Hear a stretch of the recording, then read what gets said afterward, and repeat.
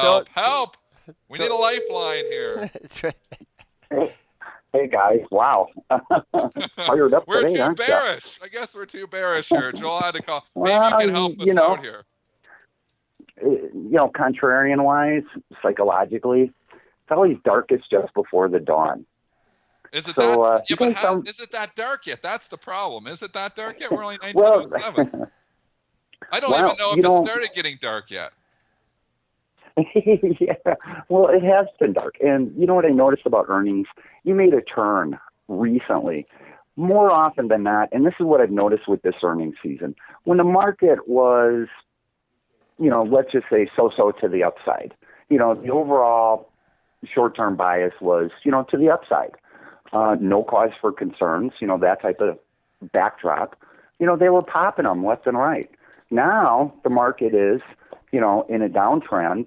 You got some fear rising. So, now they're killing them. So how much of these earnings reports stem from, what's the short-term trend of the market?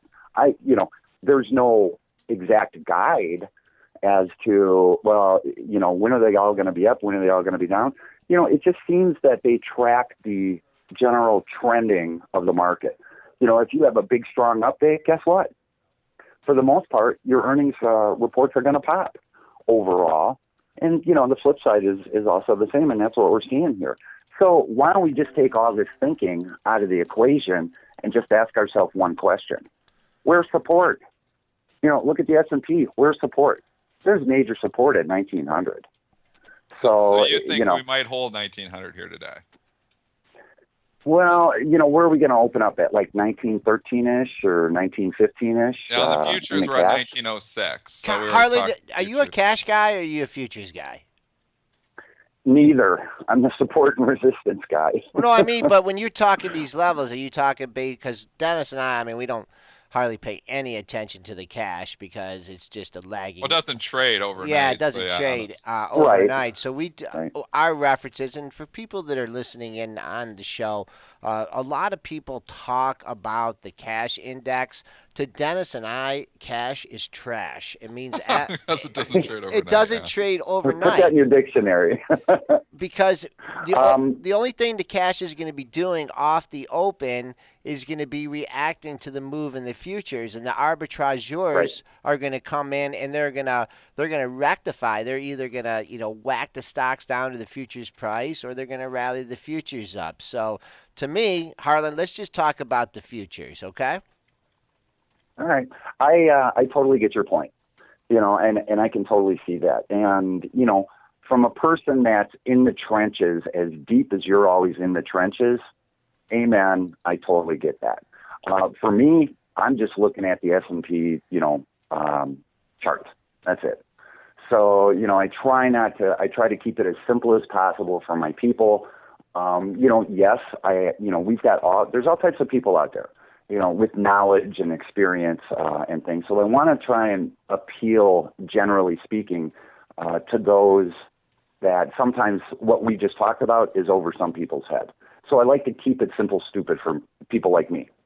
That being said, you've got a 38% Fibonacci retracement level for the last 2-3 days that you've been hanging around right in this 1915, 1920 level. Below that is the 50% off of the April lows through the recent highs. You got a 50% fib level at 1900. And there's also a major trend channel support going back a long time, right around 1900. So there's an inflection point. Old resistance once broken, in this case, the S&P broke out, let's just say late May, into a new high. Old resistance once broken tends to become new support. So we're right in that zone. And this is the zone where you should, after you go from 1985 down to 1900 in a week or two, you're going to get a lot of skittishness. And this is, from a contrarian's perspective, this is what you want to see. Because remember, the sun is always brightest at its peak. When we were sitting up there at, 1970, 1980, sky's the limit. I start getting scared when you have markets that are just going higher, higher, higher. But, for me, I always sell my peanuts when that happens. Now, you've got a lot of fear in the market, but let's just back all that emotional stuff out of the equation. Where's support? Where's support? That's what you need to know. And then you look for stocks that are in uptrends, are in uptrend channels, and, are they tagging support? Is there a reason for me to listen to my fears and get out? Is the stock actually breaking down? If it's not breaking down and it's holding in there, and you want to try and stay with it. It's really about centering yourself so you don't get too emotional in one direction or the other.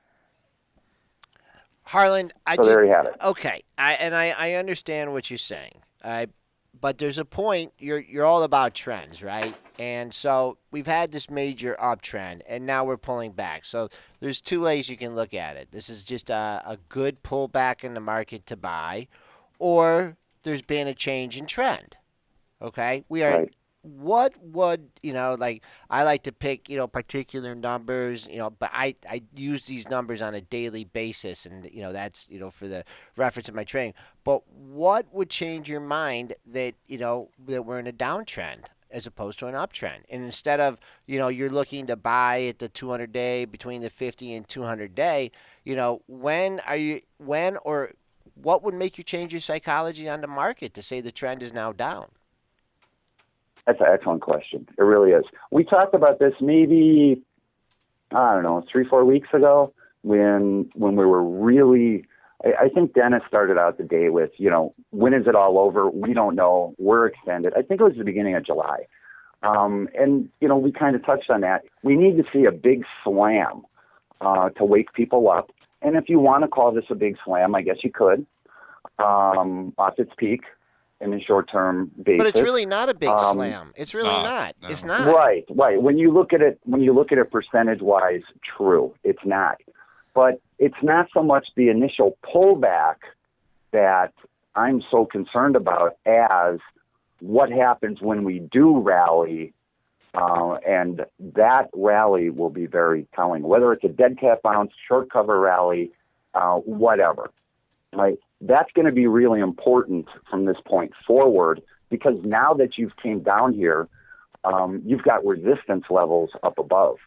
So for me, I want to see what a snapback rally looks like. And if that, let's say we come down and we, chew around, illustratively speaking, let's say we come down to this 1900 level, we stabilize, we chew around, and then we start bouncing.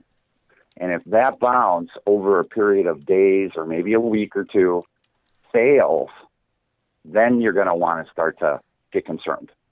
But for right now, I have to call this a pullback off highs, 2, of a bigger degree than normal, 2, trend channel support, sideways support, a 50% Fibonacci level. So those are all positive things for pullback buyers of stocks and indexes that are in clearly defined uptrends. It's the bounce that you got to be concerned about. I mean, there has been a lot of damage, a lot of energy stocks have been just, damaged. They have broken, but they were the big leaders, when the market started getting into its funk in March and April. They were the ones that took off and went out of sync with the market. So of course they should get hit because they're out of sync.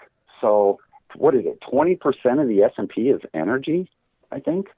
Yeah, well, so oh yeah, that's huge. That's a big percentage. Yeah, just look at all the energy stocks that have broken support and uptrends. So for me, those in the coming week or two are going to be the names that I'm going to be looking at shorting on strength. Let's look at the S&P from that perspective. Let's just theoretically play what if. What if we come down to 1900 here, and all of a sudden we get a short cover rally, whatever you want to call it, and we start bouncing? Guess what? Draw a line across 1950. You got some resistance there. Draw a line across 1945, the late June. You got resistance there. Draw a line across the uptrend from the beginning of June through, about 5-6 days ago when we broke about 1970-ish. That's resistance too. So you've got nothing but resistance above even when we do bounce. So what if we bounce and we come back up to those new resistance levels and stall out and fail? That's going to be information you can use. That's So what for we did me, 2 days ago, though. Like I would argue, we came up when we bounced back. We got down to 1910, and just last week, and then on what it would be Monday. Remember we had the big up day, and everybody's jumping back on the bandwagon. And we went all the way up to 1935, and that rally couldn't even last a day. Yeah. And then we get yesterday already selling it, and then following through again today. That's why I think sentiment has somewhat turned here. And Rob Hood saying, is sentiment the concern? And that is what I'm concerned about. Is that I'm not seeing the people so quick to come in and buy the dips here anymore, but I am seeing them very quick to sell the rips. So that's the difference here now. And that's why I'm a little bit scared that I don't know if this is the dip that I'd be coming out here buying right now. You know what? I want to echo your sentiment. Hold on one second here, Harlan. Because, Dennis, the exact thing that you were talking about on Monday or Tuesday, I had my 50% retracement figured from the 1986.75 high down to the 1910 low. And I was praying that rally on Monday or Tuesday was going to take 50% back, and I was looking for the 945, 948 area, and I was just waiting for it. And I'm still and it didn't happen, and it didn't even get near the 50% bounce. So if you project, and I'm not a big projection, if you take that 75-point break that we had, and then you go to, that what was the high that we had at 1937.50, you clip another 75 points off that, you're trading well under 1900 here. You're trading in the mid 1880s, and that's just a projection. And the other thing too that you got to keep in mind is that we talk about this, the market going up. It goes up, it goes up, it goes up. It goes so methodical and so slow, and people were selling the whole way. When these bear market, or when these come, it doesn't stair step down. I mean, it's vicious. We could go back to 1800 in 2 days, and people would, obviously still make a case that it's a bull market and a healthy correction. It's, the markets are so vicious on the downside that, and just we've had so much complacency for so long. I mean, it's really like, I have to agree with you, Dennis. I mean, that pop that we had, that was just. It didn't even last a day. It lasted into the close, and then it opened up on Tuesday, opened lower, and then never even sniffed that 1930 level again. Right. Well, that's the key word, complacency. And you just never want to get complacent, because, things like this happen when you're complacent, and then it's, Chicken Little, the sky is falling, and everybody gets extremely emotional. And that's just human nature. So, but for me, I'm taking a little bit longer perspective, because I'm always working off of a 6-month chart, daily time frequency. So I'm in a little different time frequency than what you guys are at times. And when I look at a bigger picture chart, that 1900 zone jumps out at me, because nothing is ever an exact, because the market is a fluid entity. All right. So, I'm looking at that. This is like a support level. I'm more concerned about when we do truly bounce. And the reason you're not bouncing it is because the market is still looking, where is that support level? I could have easily said, hey, we're at 32% on the fibs off of it depends where you draw them. I use major peaks and major lows. Off the April lows through the highs, recent highs, that comes in right in this level. But you didn't see me stepping up to the plate yesterday, because I started to see, actually the last 2 days, even when we came in and we gapped up. I hate markets that gap up, because a lot of times those gaps just fade. So when I saw that, I said, no, it just doesn't feel like we're done yet. I'm not seeing stocks stabilize in here. So I just kind of backed away yesterday and the day before. And so, and rightfully so. You've got to find a place where the market is going to stabilize. I can draw support lines all I want, but until you see some stabilization and a reaction and a defending posture of, we're going to hold the line here, then you can start, to go, okay, maybe we're in the zone for some sort of a bounce here.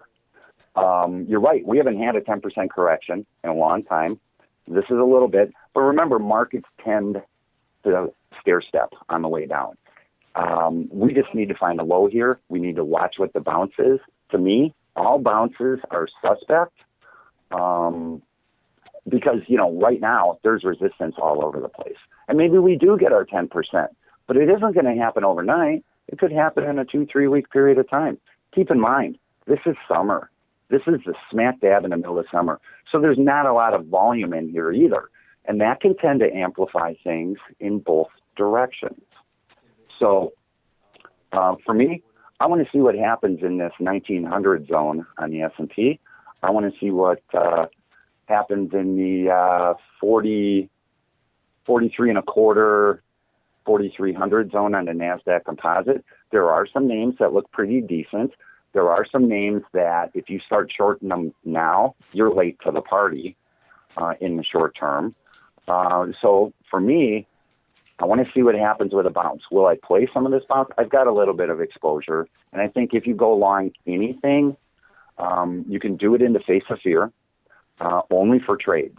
Now, be it those can be quick scalp trades in the form of a day trade, 2-3 day trade, what have you. But everything from this point forward, at least for me, it's a trade.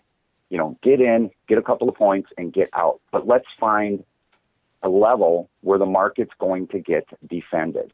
And defended is typically, they'll hit a low and they'll sit there for 2-3 days. So you want to see, like Joel always talks about, I want to see it stabilize. I want to see it stabilize here. Same thing. That's what we're looking for. But I think we got some issues.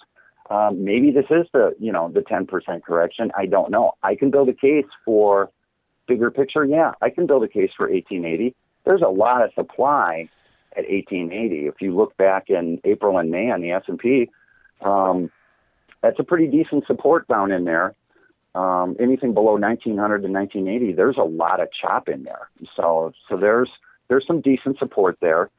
And let's see what happens. And then it's really all about the bounce. There's going to be a bounce. And when, I don't know. All right, but it's suspect to me when I see that bounce. And if I see a lot of names out there that are in clearly defined uptrends, big picture over the last 6 months, break those uptrends to the downside, like we've been seeing in some energy stocks. Well, when the market does some sort of a snapback rally, bear market rally, whatever you want to call it, some sort of bounce mode, I want to see what those stocks do. If they come back up to new resistance, to where they broke down levels and they stall, and then they start to roll over, then I'm going to want to start shorting. So that's me. Let's take a look at maybe a name or two. How's about we take a look at a name, pull up a daily chart on, let's go with THRM. Getting into the small ones here. He's digging. He's digging. You're digging for Nah, something. You're Something digging, that looks Harlan. good. You had to look through about 20 charts before you found one that looked okay. No, I had to move into a different portfolio. Look at NOV. Look at PXD. Look at FANG. Look at HCLP. None of these look good. Look at, see, exactly. See how they're all breaking big picture 6-month uptrends? You're making me more bearish. You're supposed to be helping. No. Well, I'm an opportunist. I'm going to trade what I see, not what I think, hear, or fear. And, if I see a leading industry group that everybody just had to have while we were going up and everybody just loves, those are the names when the market gets into trouble, they're going to take them out and shoot them. And that's what they're starting to do here. So, if I see bear channels over a 2-3 week period on a stock like THRM form, and that bear channel breaks to the downside, you know what? I'm going to want to get interested in that. So first thrust down, which is what we're seeing in some energy, and then wait for the snapback rally. If it forms a bear channel, then let that bear channel, if the bear channel breaks to the downside, then I'm going to want to short those names. So, but that's a big leading industry group, and they're not looking all that healthy. You just scroll through tons of energy stocks, and they're really looking sick. So they may have topped. So let's see what a rally brings. You think Okay. the financials look healthy here too? I just want to go with this. Look at Bank America right now. Look at Goldman Sachs. Look at Morgan Stanley. Like Bank America, look at that chart for a second here. I got to argue a whole head and shoulders thing that happened here from June and July, and the stock's starting to look unhealthy here too. So your energy doesn't look healthy. Your financials don't look healthy. We know Momos haven't looked healthy forever. What looks healthy? Right. Okay. All right, Not we're gonna end it on that note, Harlan. We're gonna have you on No, next no. week. Just wait. One Okay, thing. one more Take a look at Wells Fargo, WFC. Okay, you found one. This is a good example of what I'm talking about. I'm in a 6-month daily chart. I don't know what I'm on a different screen. I'm on same. Yeah, I'm on a daily on my own. So yeah, okay. All right. This is a perfect example of what I'm talking about. Look at you can see from February through the June highs, nice uptrend, nice clearly defined, and then all of a sudden in July we came up, retested the highs for one could say a double top, and then you sold off to, I'm going to say 50 and change. All right, and then notice what it did for the past 2 weeks of July. It did a snapback rally, put in a bear channel there, and then the last day of July is when it broke that bear channel to the downside. That's what I'm looking for in a bounce. So if I see something like that, like the last 2-3 weeks of July, that's a bear channel. If I start seeing those patterns out there, when we bounce in the overall market, individual names and things like that, that's what I need to see to make me take a trade on the short side. I don't chase weakness and I don't chase strength. Chasing strength will definitely get you buried in times like this, as we've seen. And you can change Look at anybody who said, wow, I got to buy Zillow. It's up 20 points today. When we saw Zillow do that announcement with Truly, yeah, right, everybody had to have it. Well, you know what? You're late to the party. You're chasing a bus. Don't do that stuff. Okay. Right? The same thing goes for the downside. So there you have it. Look for the bet. When we get a rally, look for the bear channels to build. And when you sign on, again, I want it to be all about downtrends instead of all about trends. All right, Harlan, we got to let you there's go. only 3 things. I look at it this way. There's only 3 things you need to know. All right, uptrends and how to trade them, downtrends and how to trade them, and just as importantly, change in trends and how to identify them. Because after all, if you're long at a market peak, you need to know when to get out. If you're short at a market low or even a market bottom, you need to know when to cover your shorts. So that's kind of the framework that I work within. And right now, I'm starting to see change in trends on specific names. Like Wells Fargo is a perfect example. I mean, they put in a little double top there over 52, 53-ish back.